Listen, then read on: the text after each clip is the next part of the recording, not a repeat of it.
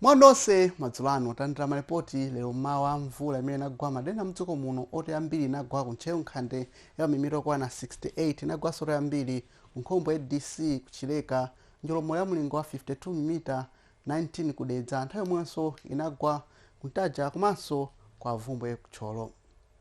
Mvula ipitirira kugwa m'madera ochulukirapo mdziko muno ndipo zibwera ndi mphepo komanso kuzizira m'madera ambiri ndipo mphepo yamphamvu yamwera iwirikisa kuwomba pa njia zathu chenjezo kwaso dzewosokhusa ntchito njazi kuti akhala osamalitsa.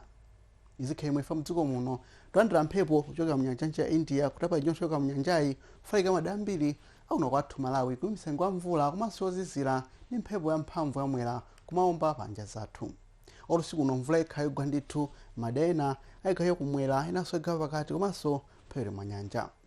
Mawa zazizira ndithu timatikona 15 ku Blantyre kuzomba kumulanje kulongwe kunchinji komanso kukasungu zazizira poserapo kunzuzu ndi kulumphi timatikona 14 uku mphepo yamwera ikuwomba pa njia zathu.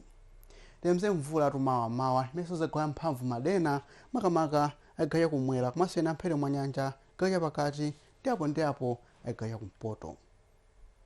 Kuzatentha pang'ono mawa yakumasana kwa Ngabu ndi kunsanje matikona 31 29 madera ambiri amphewere mwa nyanja kuzafuna matikona 23 ku Blantyre kuzomba kumulanje komanso kuphalombe.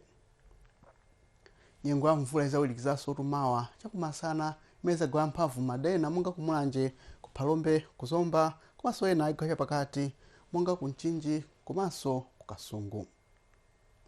Ndikafika mkucha uno la Mulungu nyengo ya mvula imene zapitiraso madera ochulukirapo mdziko muno mabanda kuja kuzazira monga kunchinji matikona 13 14 kuphalombe komanso kunzuzu nthawi yomweyo kuzangozira pang'ono kubalaka. Pale pano zengo zomwezi khanosamala siku abwino.